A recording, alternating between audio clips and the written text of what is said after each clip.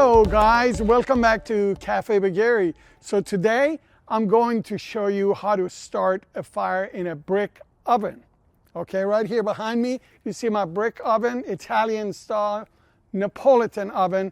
So starting a fire obviously starts with cleaning up from the previous fire.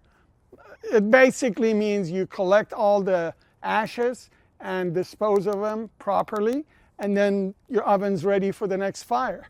So right here, as you can see, I had a fire a couple of nights ago, and I usually don't clean it right away. I usually clean and remove the ashes right before the next fire started, as you can see. So what we're going to do right now, we're going to use a regular dustpan. This one I made myself out of galvanized metal. So I use this and some sort of hoe. Any object that will help you collect and remove the ashes. Right here, I'm going to use this light to show you what we're doing. You just reach all over the oven and pull all the ashes towards the dustpan and basically collect. You don't have to be very meticulous in removing all the last bit of it, because you're about to make another fire and produce more ashes. You just cannot leave all of it in there, is the long and short of it.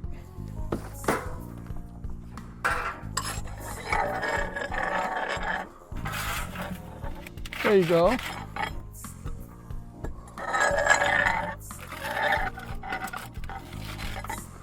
There's more left in the middle there.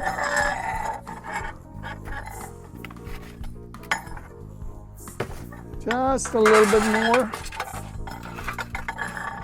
Okay, so as you can see, we have left some ash behind right there. You can leave that much, because what you're going to do is you're going to brush all of that back and build another fire on the top of it. So leaving a little bit of ash behind is not that big a deal. So get rid of our tool. So obviously starting the fire requires some sort of starting mechanism.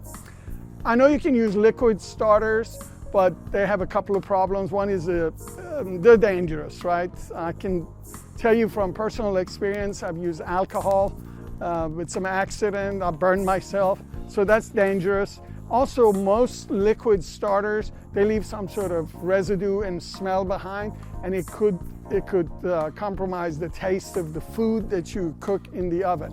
So I would recommend using some starter sticks if you have to. This is one product I use from time to time when the firewood is damp and it's harder to start it. So these are treated little sticks, and I use this brand. They're real dandy to start a fire. Use 4 or 5 of them, mix with your wood to start it. Now here's what you do. To start the fire, I usually start with laying down some small sticks and twigs and make a pile underneath. And then you put medium-sized sticks on the top of that bottom pile, and then you put your logs on the top of it. So I usually collect dry sticks and twigs from under the trees in the park when I'm walking out there, walking the dog. I'm always coming back home with a handful of these. Too much entertainment by my family, friends, and neighbors. So anywhere you look under the trees, you see the little sticks and twigs that have fallen from the trees. They're perfect fire starter. So here, building your new fire starts from the bottom, a whole bunch of these. Thank you, yeah, show inside there. So you put about 25, 30 pieces, anywhere from 2 to 3 inches to 6, 7 inches, and you just put them crisscross like that, and then you put a few of these starter sticks if you're using them. But if this bottom layer is dry enough, you probably won't need the starter sticks. But I'm using them because I want a perfect start this time since we are filming right there. Now, let's put a few more thin sticks on top of that just to ensure that we have a good start. Remember, if your firewood has been under rain and it's damp, you may need more sticks underneath, and it may be more important to have a good start at the bottom. Okay, so this is all we're gonna put at the bottom. Now we put medium-sized sticks. You see? Show these, please. As you can see, these are the next size bigger. So we're gonna put a layer of these on there. And you kinda go all around like you're building a bonfire, right? Which is what this is, except it's inside of your oven. There you go. So that's your second layer. Put a couple more right there, medium size. Right there. Just like if you were building a campfire. Now, we're done with first and second layer, and we're going to start putting logs on the fire. As you can see, I have my firewood stacked here. There you go. So we start from one side and kind of go around. I usually start from the back and go to the side. If you can't reach the back, that's fine. Just make sure you have all the sides accessible, covered. They fall, put them back up. Don't put very thick logs, although this one, yeah, see, like I'm gonna replace that. That's too thick to be a starter log. You can throw it on later, but not initially. Okay, so now with thinner sticks at the bottom, medium size in the middle, and 4 to 6 logs over the top, your bonfire is ready to start. Okay, so now we're gonna put fire to it. Now, what I use to start to create the fire is a good old-fashioned torch. And this will do every time. Takes the guesswork out of it. See those starter sticks come to play now. Look at that.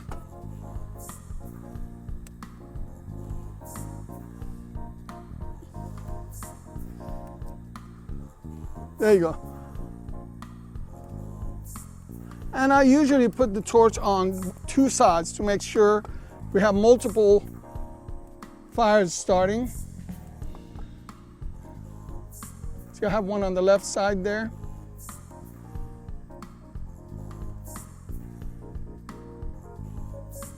If you have dry sticks underneath, that's going to do the trick.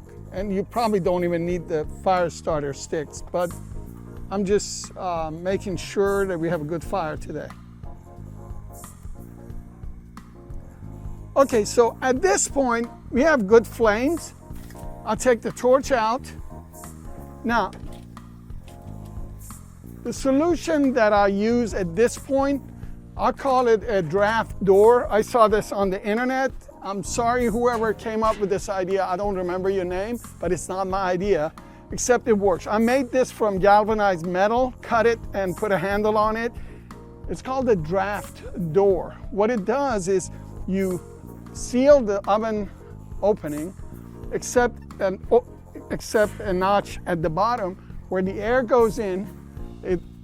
It goes around in the oven, up the chimney, and that promotes the start of the fire. It feeds more air to the fire, and it makes sure that you have your fire started and strong. There you go, and you put it on like this. Look at that. That opening down there allows air to go in. It does a vortex in the oven and goes up the chimney. Look up there. That means our fire is starting. And it's going to be hopefully catching on and we won't have to worry about it anymore. In about 5-6 minutes, we'll check and hopefully the fire is strong and going. Then you start putting logs on it. Now, this is a 30-inch oven. You can go up to 40, 50 inches in home ovens. Commercial ovens are usually bigger for restaurants and pizzerias. In about 5-6 minutes when the fire started, I start feeding it log after log after log until my thermometer tells me the temperature of the inside, the opposite wall, has reached about 1200 to 1300 degrees Fahrenheit. That will usually, for an oven this size, takes about an hour and a half to hour 45 minutes. And then once we've reached those high temperatures, we stop feeding it logs. You know you've reached it even if you don't have a thermometer when the inside of the cooking chamber, when you look up inside the roof, has turned white, which means all the soot has burned out and it's all white. That means you're above 1200 degrees. You stop feeding it logs and then you let the temperature come down a little bit. All the wood that's burning, all the flame will be out. You will have nothing but red coals. Then at that point, you will see in a minute, you use this tool, which is a brush and a pusher in the back, this blade. You push all the red coals to the back of the oven. You brush all the ash and remaining debris out. And then you're ready to lay down your pizza, your flatbread, and whatever food you have. I'll show you what it looks like in a minute.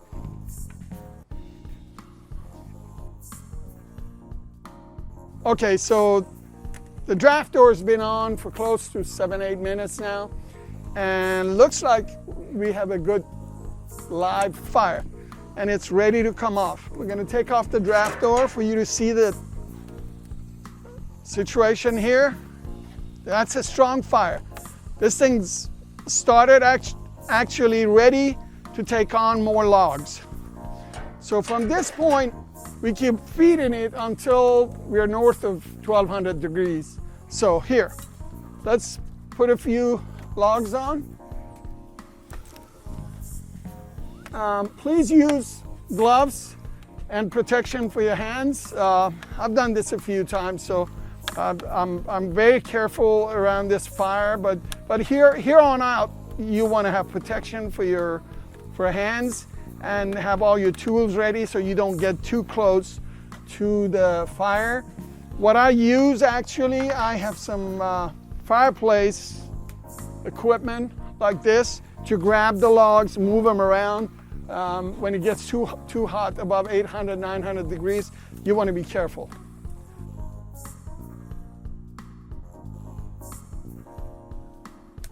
Guys, thanks for spending a few minutes with us here at Cafe Bagheri. You just learned how to start a fire in a brick oven. I hope to see you here very soon again for other fun episodes. Please share this video with your friends and family. Subscribe so you can come back and see me much more often. It's been fun. Hope to see you soon.